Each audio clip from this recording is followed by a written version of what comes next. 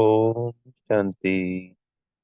आज 14 दिसंबर 2024 के महावाक्यों में प्यारे मीठे बाप दादा ने कहा, मीठे बच्चे, तुम्हारे पास मन मना भव और मध्य जीव भव के तीक्ष्ण बाण हैं। इन्हीं बाणों से तुम माया पर विजय प्राप्त कर सकते हो।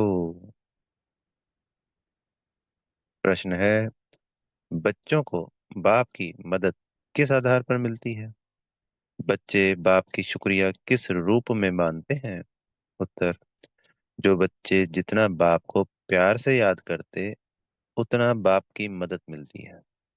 प्यार से बातें करो, अपना कनेक्शन ठीक रखो, श्रीमत पर चलते रहो तो बाप मदद करता रहेगा।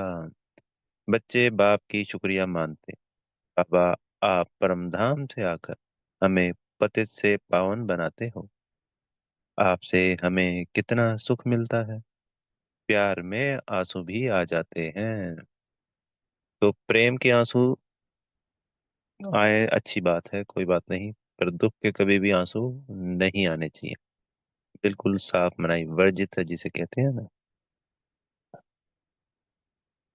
कभी बाबा कहते हैं कोई भी कुछ भी हो जाए, नथिंग न्यू का पाठ पक्का रखो। ड्रामा में नूंद है, और अगर शरीर छोड़ता है कोई आत्मा, तो हमें आत्मा का ज्ञान मिला हुआ है, नया शरीर लेंगी और ये चक्र है। इस ड्रामा में सब कुछ है, और मोह जीत बने हुए हैं हम बच्चे।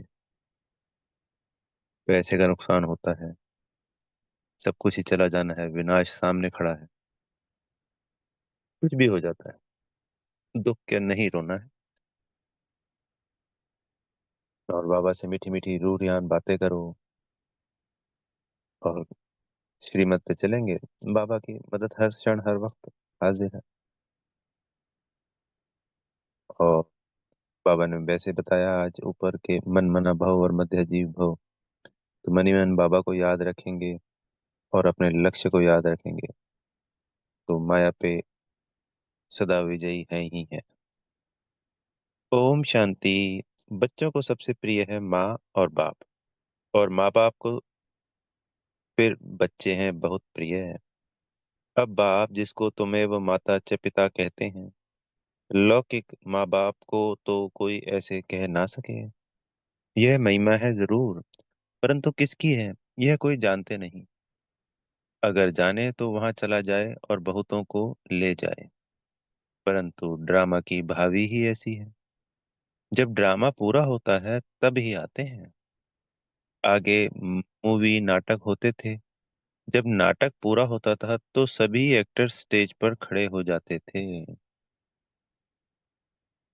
यह भी बेहद का बड़ा नाटक है।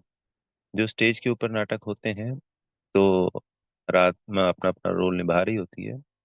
जो प्रैक्टिकल लाइव नाटक चलते थे, फिर अंत में जब नाटक खत्म हो जाता था तो जितने भी एक्टर होते हैं, जैसे सर्कस होता है ना जी, तो सर्कस में सारे अंत में उस आ जाते हैं जिन जिन ने अपना अपना पार्ट निभाया होता है, या जहाँ जादूगर का खेल दिखाया जाता है, तो सब तो अलग अलग दिखा रहे होते हैं, पर जब अंत हो जाता है तो स्टेज में फ्रंट में आते हैं जिन लोगों ने वो रोल निभाया होता है। तो हमारे परमधाम से सभी आत्माएं अब लगभग लगभग आ चुकी होंगी, क्योंकि अगर अंतिम आत्मा आएगी तो बिल्कुल अंत में नहीं आएगी। आज जो 10-12 साल बचे हैं, तो वो अपना छोटा सा रोल तो निभाए 10-12 साल का। या पहले आ चुकी होंगी तो भी मान लो 15 साल, आज से 2-4 साल पहले आ चुकी होंगी सभी आत्माएं, तो 15 साल का एक रोल तो निभाए, तभी तो रोल में आए। ऐसा थोड़ी कि वो अंत में आ रही है और इधर विनाश हो गया और वहीं से वापस जा रही है, नहीं। इसलिए उस परम धाम से इस मांडवे पे, इस बेहद के नाटक पे सभी आत्माएं आ चुकी हैं। यह भी बेहद का बड़ा नाटक है। यह भी सारा बच्चों की बुद्धि में आना चाहिए। सत्युग, त्रेता, द्वापर, कलयुग, यह सारी सृष्टि का चक्र है। ऐसे नहीं मूल वतन सूक्ष्म वतन में चक्र फिरता है, सृष्टि का चक्र यहाँ ही फिरता है। वो उसके प्रभाव से मुक्त है। सूक्ष्म तन की रचना तो बाबा पुरुषोत्तम संगम युग पे ही करते हैं, जब यहाँ आते हैं तो पहले रचते हैं। और परम धाम तो इन सबसे परे है, सूर्य की कोई रोशनी समय के प्रभाव से बिल्कुल अलग। गाया भी जाता है, एक ओंकार सतनाम, यह महिमा किसकी है। भल ग्रंथ में भी सिख लोग महिमा करते हैं, गुरु नानक वाच। अब एक ओंकार यह तो उस एक निराकार परमात्मा की ही महिमा है, परंतु यह लोग परमात्मा की महिमा को भूल गुरु नानक की महिमा करने लगते हैं। सतगुरु भी नानक को समझ लेते हैं। वास्तव में सृष्टि भर में महिमा जो भी है उस एक की ही है, और कोई की महिमा है नहीं। अभी देखो, ब्रह्मा में अगर बाबा की प्रवेशता नहीं होती तो यह कौड़ी तुल्य है। अभी तुम कौड़ी तुल्य से हीरे तुल्य बनते हो, परमपिता परमात्मा द्वारा। तो वो जो धर्म स्थापक आए, तो सभी धर्मों ने एक गलती कर दी, पूजा तो निराकार की करते हैं। चाहे सिख धर्म है, चाहे क्रिश्चियन है, चाहे इस्लाम है, पर वो फ्रंट में किसको लाते हैं? वो अपने अपने धर्म स्थापकों को ऊंचा मान लेते हैं। जैसे हमने देवी देवताओं को मानकर उनकी पूजा शुरू कर दी, उन्होंने उनकी कर दी। जैसे उन्होंने जीसस की करते हैं, वो गुरु नानक देव जी को मानते हैं।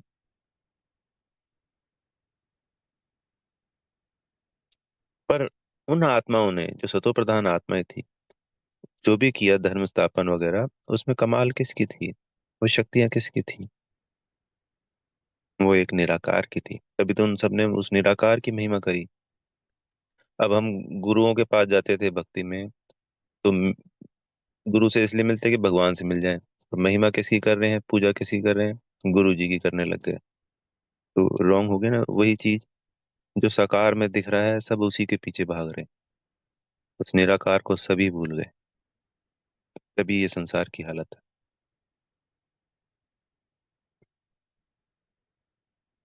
अब है पतित दुनिया, ब्रह्मा की रात्रि। पतित दुनिया में जब बाप आते हैं और जो उनको पहचान लेते हैं, वह उन पर कुर्बान जाते हैं। आज की दुनिया में तो बच्चे भी धुंधकारी बन पड़ते हैं। देवताएं कितने अच्छे थे, अभी वह पुनर्जन्म लेते लेते तमो प्रधान बन गए हैं। सन्यासी भी पहले बहुत अच्छे थे, पवित्र थे, भारत को मदद देते थे। भारत में अगर पवित्रता ना हो तो काम चिता पर जल जाएं। सतयुग में काम कटारी होती नहीं। इस कलयुग में सब काम चिता के कांटों पर बैठे हुए हैं। सतयुग में तो ऐसे नहीं कहेंगे, वहां यह पॉइजन होता है नहीं। कहते हैं ना, अमृत छोड़ विष काहे को खाए। विकारी को ही पतित कहा जाता है। आजकल मनुष्य तो देखो 10-12 बच्चे पैदा करते रहते हैं, कोई कायदा ही नहीं रहा है। सतयुग में जब बच्चा पैदा होता है तो पहले से ही साक्षात्कार होता है। शरीर छोड़ने के पहले भी साक्षात्कार होता है कि हम यह शरीर छोड़कर जाकर बच्चा बनूंगा। और एक ही बच्चा होता है, जास्ती नहीं। ला मुजीम चलता है। बच्चा यानी एक लड़का होता है, सेकंड लड़की होती है। पहला हमेशा लड़का ही होगा, दूसरी लड़की। इन दोनों में लगभग 4 से 5 साल का गैप फिक्स है। ये सतयुग और त्रेता, ये सब लॉ बना हुआ है। जैसे शादी की उम्र फिक्स है, फिर मरने की उम्र भी लगभग लगभग फिक्स है। 2, 4, 5 साल आगे पीछे होती है। जैसे 150 साल है तो 145 से 155 के बीच में। हर आत्मा अपने अपने अनुसार, क्योंकि सभी के 8 जन्म परफेक्ट नहीं होते ना जी। किसी के 7 होंगे, किसी के 6, किसी के 3, किसी के 2। वो कब आती है आत्मा उस परम धाम पे? फिर उसमें भी पहले हमेशा जो युगल जोड़ा होता है, उसमें स्त्री की ही शरीर छोड़ेंगी, ये भी यानी देवी ही शरीर छोड़ेंगी, ये भी नियम।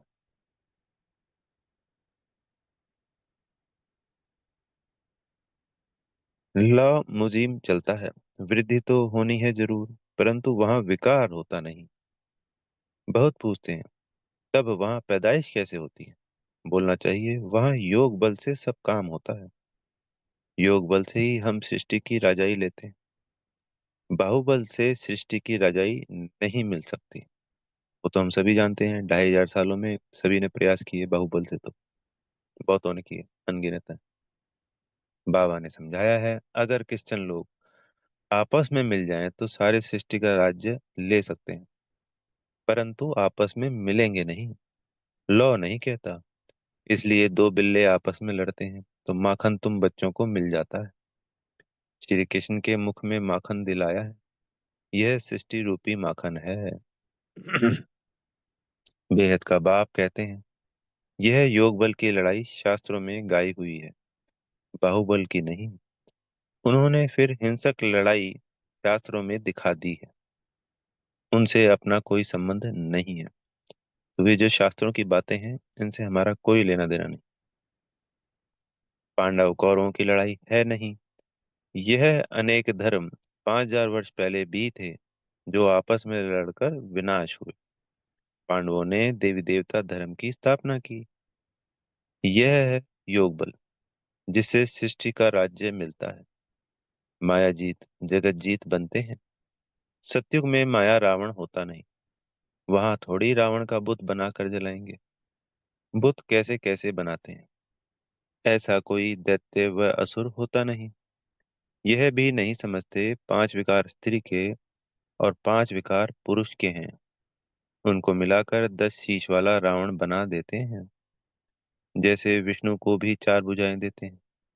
मनुष्य तो यह कॉमन बात भी समझते नहीं। बड़ा रावण बनाकर जलाते हैं। मोस्ट बिलव्ड बच्चों को अभी बेहद का बाप समझाते हैं। बाप को बच्चे हमेशा नंबरवार प्यारे होते हैं।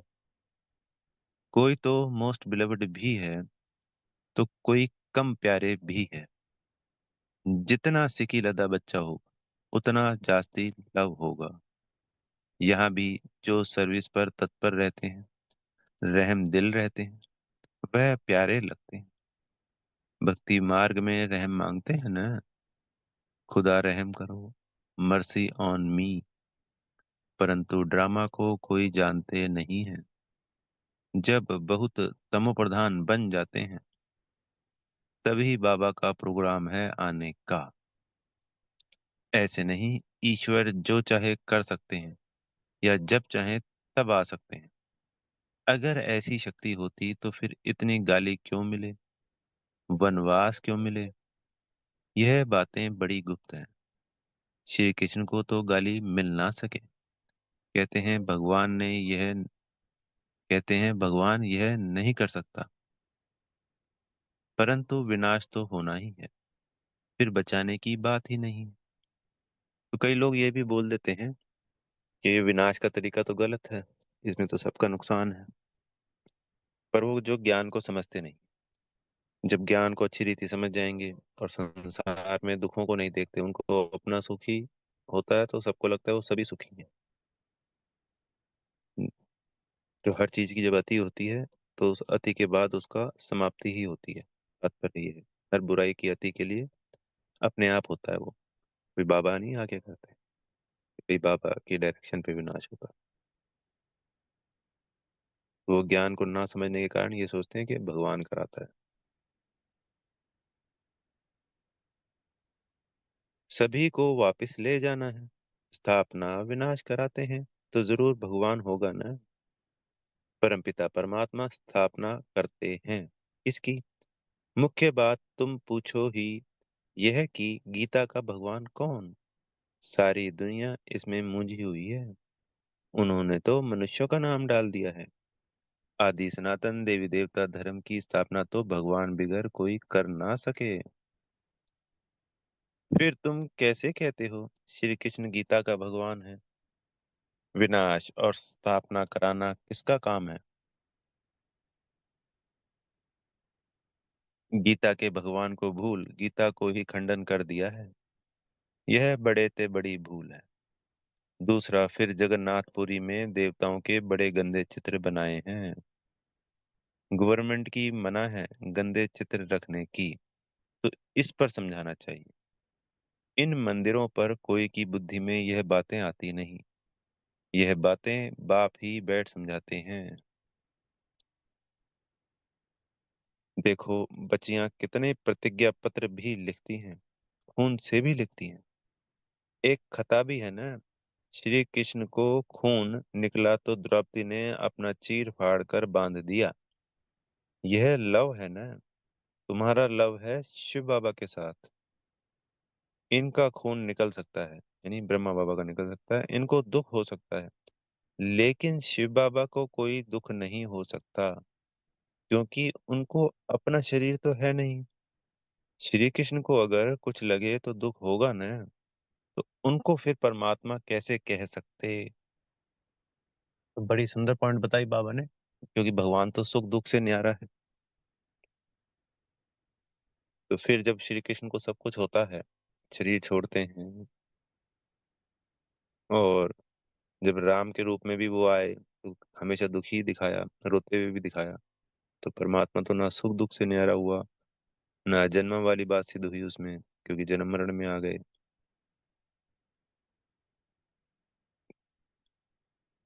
बाबा कहते मैं तो सुख दुख से न्यारा हूँ। हाँ, बच्चों को आकर सदा सुखी बनाता हूँ। सदा शिव गाया जाता है, सदा शिव सुख देने वाला कहते हैं। कभी सुना है सदा राम सदा कृष्ण? नहीं ना, सिर्फ सदा शिव ही कहा जाता है। सुख देने वाला कहते हैं। मेरे मीठे मीठे सिखिलदे बच्चे जो सपूत हैं, ज्ञान धारण कर पवित्र रहते हैं, सच्चे योगी और ज्ञानी रहते हैं, वह मुझे प्यारे लगते हैं। लौकिक बाप के पास भी कोई अच्छे कोई बुरे बच्चे होते हैं। कोई कुल को कलंक लगाने वाले निकल पड़ते हैं, बहुत गंदे बन जाते हैं। यहाँ भी ऐसे हैं। आचार्यवत बच्चा बनंती सुनंती कतंती फिर फारगति देवंती। इसलिए ही निश्चय पत्र लिखवाया जाता है, तो वह लिखत फिर सामने दी जाएगी। ब्लड से भी लिख कर देते हैं, ब्लड से लिखकर प्रतिज्ञा करते हैं। आजकल तो कसम भी उठवाते हैं, परंतु वह है झूठा कसम। ईश्वर को हाजिर नाजिर जानना, अर्थात यह भी ईश्वर मैं भी ईश्वर कसम उठाता हूँ। बाप कहते हैं अभी तुम प्रैक्टिकल में हाजिर नाजिर जानते हो।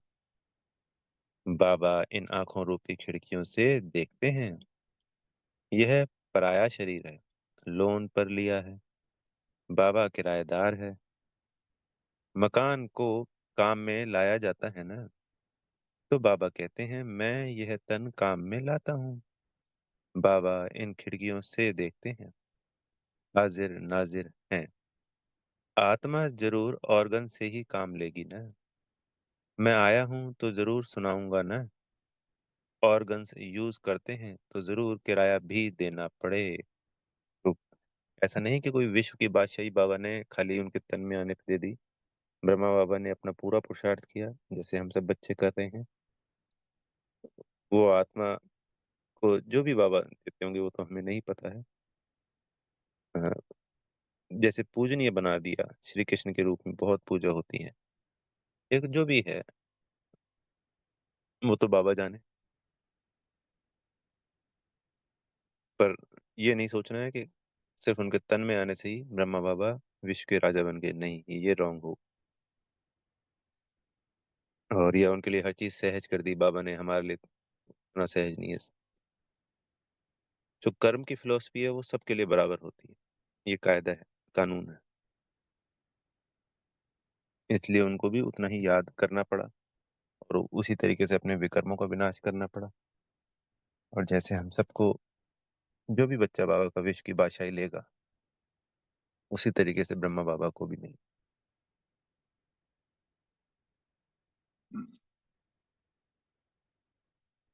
तुम बच्चे इस समय नर्क को स्वर्ग बनाने वाले हो। तुम रोशनी देने वाले, जागृत करने वाले हो। और तो सब कुंभकर्ण की नींद में सोए पड़े हैं। तुम माताएं जगाती हो, स्वर्ग का मालिक बनाती हो। इसमें मेजोरिटी माताओं की है, इसलिए वंदे मातरम कहा जाता है। भीष्म पितामह आदि को भी तुमने ही बाण मारे हैं। भीष्म पितामह कौन है? जो ये साधु सन्यासी हैं, ये भीष्म पितामह। बाण यानी ज्ञान बाण मारती है ना, तो उससे फिर अंत में वो जाग जाते हैं और वो मान लेते हैं कि हाँ, शिव बाबा ही परमात्मा आए हुए हैं, उन्होंने ये कार्य किया। वही गीता के भगवान हैं और वो कण कण में नहीं है, ये सारी बातें मानी जाएंगी। जो बाबा हमें सिद्ध करवा रहे हैं, हमें समझा रहे हैं, अंत समय तक हमारे धर्म की सभी आत्माएं मान जाएंगी कि भगवान शिव ही है, शिव ने ही गीता गाई है। भगवान सर्वव्यापी नहीं है, वो हमारा पिता है। मुक्ति, जीवन मुक्ति दाता, गति सदगति दाता वही है। वो सिर्फ सुख देने वाला है, वो दुख हरता है, दुख नहीं देता है कभी। ये जितनी भी समझानी हमें मुरलियों में मिल रही है, अंत समय तक भारत का, क्योंकि ये भारत से ही गई है ये सारी बातें, तो ये सिद्ध हो जाएंगी सारी की सारी।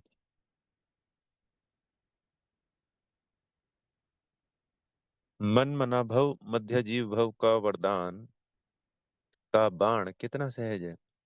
इन्हीं बाणों से तुम माया पर जीत पा लेते हो। तुम्हें एक बाप की याद, एक की श्रीमत पर चलना है।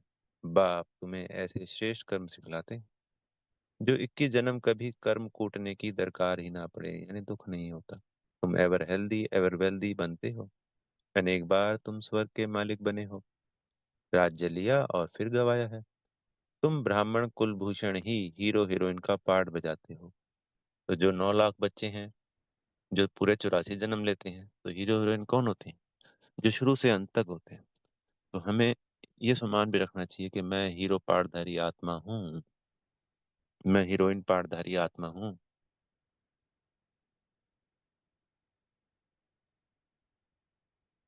ड्रामा में सबसे ऊंचा पार्ट तुम बच्चों का है। तो ऐसे ऊंच बनाने वाले बाप के साथ बहुत लव चाहिए। बाबा आप कमाल करते हो। ना मन ना चित हमको थोड़ी पता है, हम सो नारायण थे। बाबा कहते हैं तुम सो नारायण अथवा सो लक्ष्मी देवी देवता थे, फिर पुनर्जन्म लेते लेते असुर बन गए। अभी फिर पुरुषार्थ कर वर्षा पाओ। जितना जो पुरुषार्थ करते हैं, साक्षात्कार होता रहता है। राजयोग एक बाप ने ही सिखलाया था। सच्चा सच्चा सहज राजयोग तो तुम अभी सिखला सकते हो। तुम्हारा फर्ज है बाप का परिचय सबको देना। सभी निधन के बन पड़े हैं। यह बातें भी कल पहले वाले कोटों में कोई ही समझेंगे। बाबा ने समझाया है, सारी दुनिया में महान मूर्ख देखना हो तो यहाँ देखो। बाप जिसने 21 जन्मों का, जिनसे 21 जन्मों का वर्षा मिलता है, उनको भी फार गति देते हैं। वो हो गए सबसे महान मूर्ख जो छोड़ के चले जाते। यह भी ड्रामा में नूंद। अभी तुम स्वयं ईश्वर की औलाद हो, फिर देवता, क्षत्रिय, वैश्य, शूद्र की औलाद बनेंगे। अभी आसुरी औलाद से ईश्वरीय संतान बने। बाप परम धाम से आकर पति से पावन बनाते हैं। तो कितना शुक्रिया मानना चाहिए। भक्ति मार्ग में भी शुक्रिया करते रहते हैं, दुख में थोड़ी शुक्रिया मानेंगे। अभी तुमको कितना सुख मिलता है, तो बहुत लव होना चाहिए। हम बाप से प्यार से बातें करेंगे तो क्यों नहीं सुनेंगे। कनेक्शन है ना। रात को उठकर बाबा से बातें करनी चाहिए। बाबा अपना अनुभव बतलाते रहते हैं। मैं बहुत याद करता हूँ। बाबा की याद में आंसू भी आ जाते हैं। हम क्या थे, बाबा ने क्या बना दिया। तत्वम। ब्रह्मा बाबा अपना अनुभव बता रहे हैं हमें। तुम भी वह बनते हो। तत्वम यानी जो ब्रह्मा बाबा बनते हैं वही हम बनते हैं। योग में रहने वालों को बाबा की मदद भी, योग में रहने वालों को बाबा मदद भी देते हैं। आप ही आंख खुल जाएगी, खटिया हिल जाएगी। बाबा बहुतों को उठाते हैं। बेहद का बाप कितना रहम करते हैं। तुम यहाँ क्यों आए हो? कहते हो बाबा भविष्य में श्री नारायण को वरने की शिक्षा पाने आए हैं, अथवा लक्ष्मी को वरने लिए यह इम्तिहान पास कर रहे हो। कितना वंडरफुल स्कूल है, कितनी वंडरफुल बातें हैं। बड़े से बड़ी यूनिवर्सिटी है, परंतु गॉडली यूनिवर्सिटी नाम रखने नहीं देते हैं। एक दिन जरूर मानेंगे, तो एक दिन मान जाएंगे कि गॉडली यूनिवर्सिटी है। आते रहेंगे, कहेंगे बरोबर कितनी बड़ी यूनिवर्सिटी है। बाबा तो अपने नैनों पे बिठाकर तुमको पढ़ाते हैं। कहते हैं तुमको स्वर्ग में पहुंचा देंगे। तो ऐसे बाबा से कितनी बातें करनी चाहिए। फिर बाबा बहुत मदद कर, जिनके गले घुटे हुए हैं उनका ताला खोल देंगे। रात को याद करने से बहुत मजा आएगा। यानी अमृत वेला, अमृत वेला वैसे 4 बजे का सबको पता है, पर 2 बजे के बाद कोई भी समय उठकर जो बच्चा करना चाहता है कर सकता है। बाबा अपना अनुभव बताते हैं, मैं कैसी बातें करता हूँ अमृत वेले। तो ब्रह्मा बाबा 2 बजे ही उठते थे, मम्मा और बाबा। और तपस्या मास है जनवरी वाला, तो जितना हो सकता है, क्योंकि देखिए सबसे एक्सट्रीम सर्दी, सबसे विपरीत स- मतलब जिस मौसम में नींद अच्छी लगती है रजाई में घुसना, उसी में उसके विपरीत जाके तपस्या अगर की जाए, तो हम अगर मान लीजिए पूरा साल उठते, मान ले एग्जाम्पल समझने के लिए ये, तो जो प्राप्तियां हो रही हैं उसकी पदम गुना और भी ज्यादा प्राप्ति है। यानी हमें 100 मिलता है अगर हम जून में 2 बजे उठ के करते हैं, तो जनवरी में 2 बजे उठ के अगर कोई भी तपस्या कर रहा है बच्चा, तो 100 का वो और 1000 हो जाएगा, और 200 हो जाएगा। जैसे कहते हैं ना बोनस मिलता है जी साल में एक बार, तो ये बोनस मास होता है जनवरी। तो हम सभी ये नहीं कि 2 बजे उठें, कोई 4 बजे उठ रहा है तो 3:30 उठें, या ये कोशिश करें कि भाई 4 बजे रोज ही उठें, सर्दी का बहाना ना मारे। रजाई छोड़ देंगे तो राजाई मिलेगी, और रजाई पकड़ ली तो रजाई में तो फिर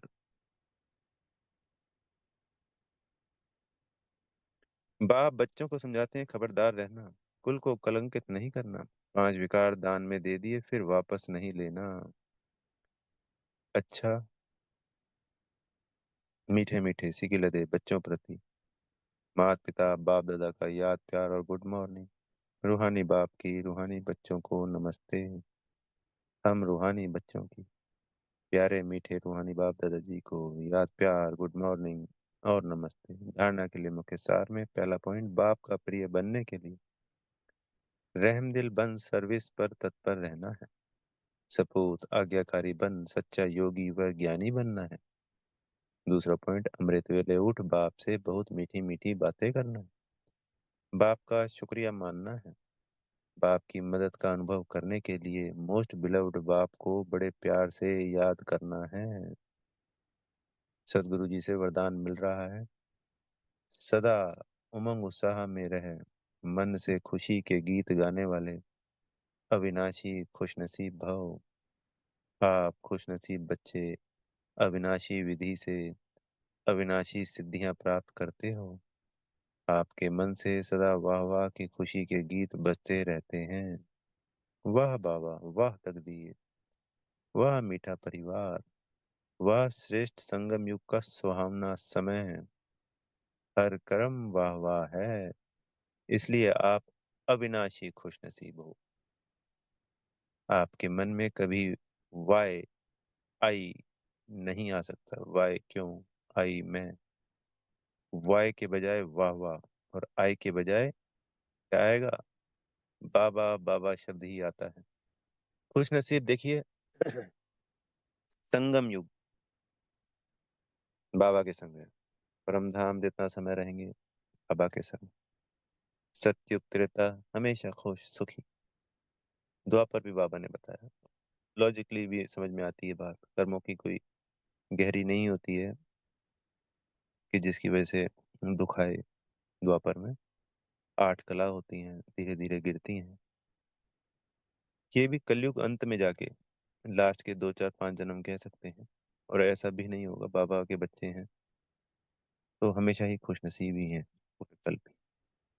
ये हम अपना अंतिम जन्म देख रहे हैं बार बार, तो ये तो अब पूरे ही 63 जन्मों का बोझा होता है सर पे, तो चुकतू करना होता है, क्योंकि वापस घर जाना है। तो जितना चुकतू हो जाए सहजता से, तो याद भी अच्छी रहेगी, और अंत में तो सजाएं फिर बिल्कुल खानी ही नहीं पड़ेगी।